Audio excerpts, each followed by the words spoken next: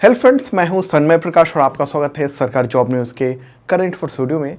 तो कई सारे इंपॉर्टेंट टॉपिक हैं, उन सब पर चर्चा करेंगे एक एक करके। शुरू करते हैं और पहला क्वेश्चन लेते हैं। सिंपल सा क्वेश्चन है, राष्ट्रपति द्रौपदी मुर्मू ने कुल कितने लोगों को जीवित या मरणोपरांत दोनों कहें तो भारत रत्न अवार्ड से सम्मानित किया है? देखिए, घोषणा तो पहले ही हो गई थी, लेकिन अब अवार्ड दिया गया है। ठीक है, तो टोटल हैं 5। 2024 में इस साल 5 लोगों को ये सम्मान दिया गया है। और आमतौर पर ऐसा नहीं होता है कि एक साथ 5 लोगों को प्रदान कर दिया जाए, और जो उसमें नियम है उसमें मैक्सिमम 3 का ही है, लेकिन इस पर 5 लोगों को दिया गया है। इनमें से 4 पुरस्कार मरणोपरांत दिए गए हैं और 1 पुरस्कार जीवित व्यक्ति को दिया गया है। तो उन सब का भी लेते हैं, कौन कौन हैं ये सब, और ये आपको बहुत ही ध्यान रखना चाहिए, याद रहना चाहिए बिल्कुल फिंगर्स पे कि कौन कौन जो हैं जिनको ये अवार्ड दिया गया है राष्ट्रपति द्रौपदी मुर्मू के द्वारा। तो क्वेश्चन ये हुआ, राष्ट्रपति द्रौपदी मुर्मू ने मार्च 2024 में, यानी मार्च के आखिरी में किन्हें भारत रत्न अवार्ड से सम्मानित किया है? तो इसका आंसर होगा ए और सी दोनों, मतलब पीवी नरसिंह राव, चौधरी चरण सिंह, कर्पूरी ठाकुर, MS स्वामीनाथन और लाल कृष्ण आडवाणी। तो टोटल 5 लोग हैं। तो हालांकि इनके नाम का ऐलान जो है ना, कुछ का तो प्राइम मिनिस्टर नरेंद्र मोदी ने किया था 9 फरवरी को, और कुछ को राष्ट्रपति ने ऐलान किया था, घोषणा की थी। फिर 30 मार्च 2024 को राष्ट्रपति द्रौपदी मुर्मू ने राष्ट्रपति भवन में इन सबको सम्मानित किया। जो मरणोपरांत दिए गए तो उनके जो रिश्तेदार थे, उनके पौत्र, उनके पुत्र, इन सबको ये सम्मान सौंपा गया है उनके बिहाफ पे। ठीक है, तो ये सब आप फोटोग्राफ जो है ना वो देख रहे हैं। ठीक है, अच्छा, लाल कृष्ण आडवाणी जो पूर्व उप प्रधानमंत्री हैं, उनको घर जाकर ये सम्मान दिया राष्ट्रपति ने। कमज़ोर हैं, स्वास्थ्य की वजह से काफ़ी कमज़ोर हैं, इस वजह से उस समारोह में शामिल नहीं हो पाए थे। तो 30 मार्च को तो राष्ट्रपति ने राष्ट्रपति भवन में दिया 4 लोगों को, और मतलब 4 जो मरणोपरांत थे, और एकमात्र ये जीवित व्यक्ति को दिया गया इस साल। और इनको 31 मार्च को राष्ट्रपति द्रौपदी मुर्मू पहुंची बीजेपी के लीडर लाल कृष्ण आडवाणी के घर पे, और वहां उनको भारत रत्न से सम्मानित किया। इस दौरान प्राइम मिनिस्टर नरेंद्र मोदी, उपराष्ट्रपति जगदीप धनखड़, पूर्व उपराष्ट्रपति एम वेंकैया नायडू और भी सब मौजूद थे। ठीक है, तो ये टोटल जो नाम है, और फोटोग्राफ भी आप ध्यान रखिए। चौधरी चरण सिंह देश के 5वें प्रधानमंत्री थे। नरसिंह राव वो 9वें प्रधानमंत्री थे देश के। स्वामीनाथन जो थे वो कृषि वैज्ञानिक थे और हरित क्रांति के जनक माने जाते हैं। कर्पूरी ठाकुर बिहार के मुख्यमंत्री रह चुके थे, और लाल कृष्ण आडवाणी भाजपा के वयोवृद्ध नेता हैं। तो 2014 में सत्ता संभालने के बाद से प्राइम मिनिस्टर नरेंद्र मोदी के नेतृत्व वाली जो सरकार है, तो उनके द्वारा, वैसे तो दिया जाता है राष्ट्रपति के द्वारा, लेकिन फैसले में प्रधानमंत्री और सरकार इन्वॉल्व होती है। तो ये 10वां भारत रत्न हुआ, और टोटल मिलाकर अगर हम देखेंगे तो अब तक कुल 53 लोगों को ये सम्मान दिया जा चुका है। ठीक है, टोटल 53। भारत रत्न क्या है? ये भारत का सर्वोच्च नागरिक सम्मान है। इसकी स्थापना हुई थी 1954 में। चयन कैसे होता है? राष्ट्रपति को विजेताओं के नाम के जो रिकमेंडेशन है वो प्रधानमंत्री भेजते हैं, और इसके लिए कोई चयन प्रक्रिया नहीं होती है, और उसी के आधार पर फिर राष्ट्रपति ऐलान कर देते हैं।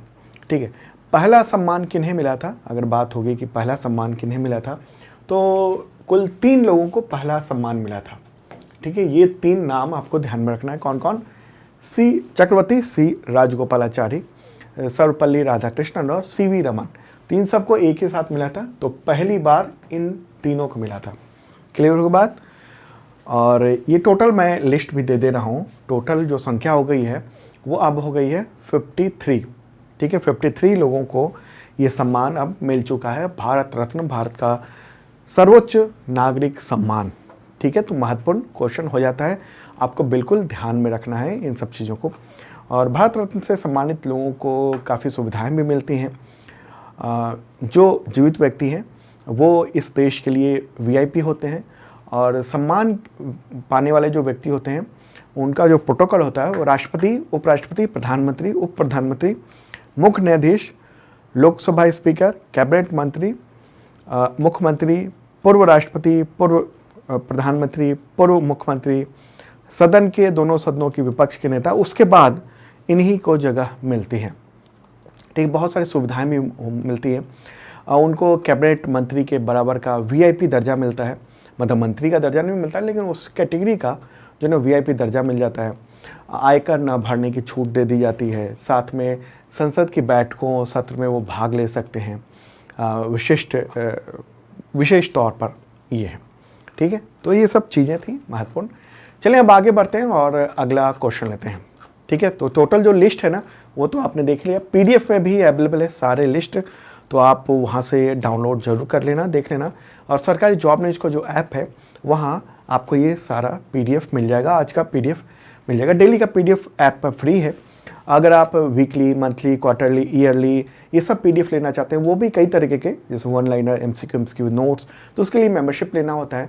मेंबरशिप प्लान जो है बहुत ही मामूली सा प्राइस है उसका आप सबके लिए। इस वीडियो के डिस्क्रिप्शन में ऐप का लिंक है, वहाँ जाइए, देखिए और आपके एग्जामिनेशन बहुत काम आएगा। दो तरह के मेंबरशिप प्लान है। आईएएस पीसीएस मेंबरशिप प्लान है जो कि यूपीएससी और स्टेट के जो पीसीएस एग्जामिनेशन उन सब के लिए है, उसके लेवल का होता है, और साथ में उन सब के टेस्ट सीरीज भी होते हैं। इसका बेसिक मेंबरशिप प्लान है जो कि तमाम एग्जामिनेशन जैसे एसएससी हो गया, पुलिस हो गया, टीचर हो गया, इन सब के लेवल का करंट अफेयर्स होता है। ओके, देखिएगा जरूर इस वीडियो के डिस्क्रिप्शन में। चलिए अब आगे बढ़ते हैं, अगला क्वेश्चन लेते हैं। ऑस्कर अवार्ड जीतने वाले पहले अश्वेत Hollywood actor Louis Gossett junior का निधन हो गया 29 मार्च को। तो उन्हें किस वर्ष ये सम्मान मिला था? आंसर का 1983 में उनको ये अवार्ड जो है ना वो एक मूवी के लिए मिला था। मूवी में उन्होंने काम किया था, उस मूवी का नाम था an officer and a gentleman. ठीक है, तो इनको गोल्डन ग्लोब अवार्ड भी मिला था।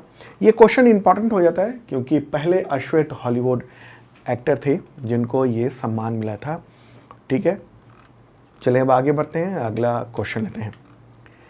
विश्व का एकमात्र ओम आकार का मंदिर भारत के किस राज्य में बना है जिसका लोकार्पण राजस्थान के मुख्यमंत्री भजनलाल शर्मा ने किया है फरवरी 2024 में?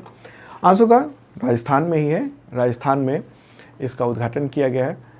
कहाँ पर है राजस्थान के? तो पाली ज़िले में है। तो ये भी क्वेश्चन हो सकता है कि किस ज़िले में है राजस्थान के, तो पाली ज़िले में, और ज़िले में जाडन गांव है वहाँ पर स्थित है। ये मंदिर भगवान शिव का प्रतीक है।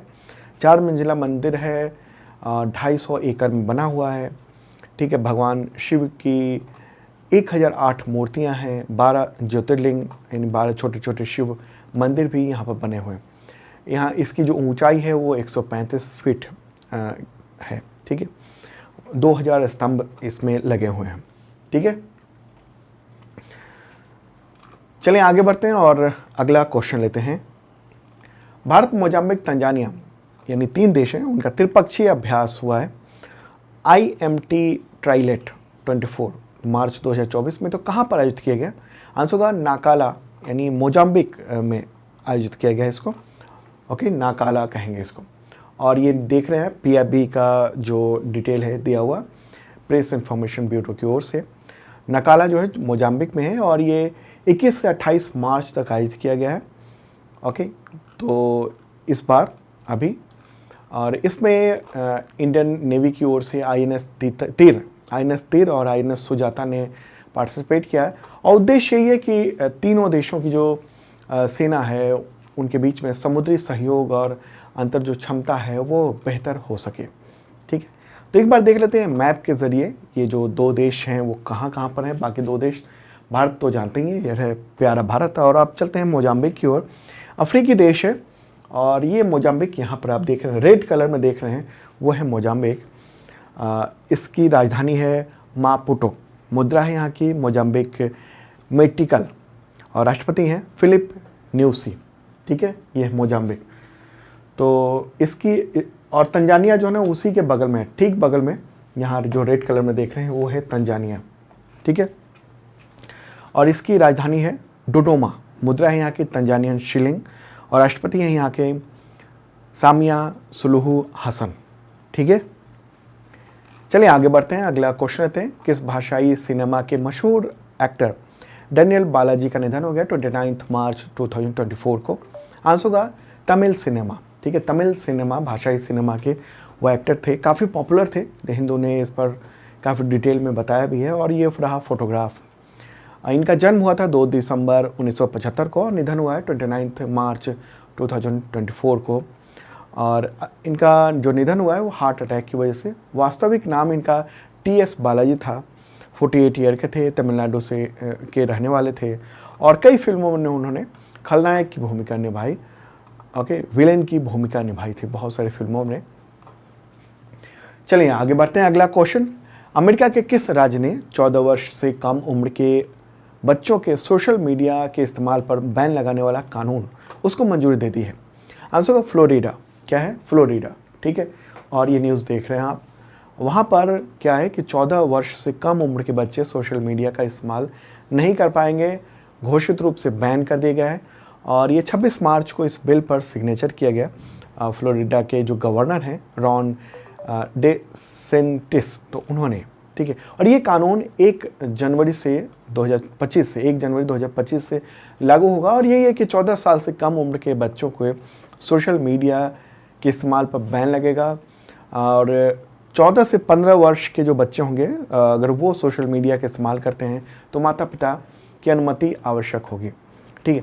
और ये सिर्फ ये नहीं है ऐसी बात कि उन पर रोक लगे, मतलब इस पर पूरी तरह से जो सोशल मीडिया कंपनी है उन सब पर भी मतलब इसका जुर्माना होगा अगर किसी 14 साल से कम उम्र के बच्चे ने अकाउंट बनाया और उसका यूज़ किया तो। ठीक है। तो एज वेरिफिकेशन करना होगा उस कंपनी को, सोशल मीडिया कंपनी को। सोशल मीडिया मतलब जैसे इंस्टाग्राम है, फेसबुक है, ट्विटर है, ये सब सोशल मीडिया जो कंपनी है इन सब पे अकाउंट बनाने के लिए। ठीक है। और ऐसा क्यों किया गया? क्योंकि साइबर बुलिंग और का वो इन खतरों से बच्चे परेशान हो रहे हैं। कई बार इनको डराने, धमकाने, उत्पीड़न करने के मामले लगातार सामने आते रहे हैं और इसी वजह से वहाँ पर ऐसा किया गया है। ठीक है।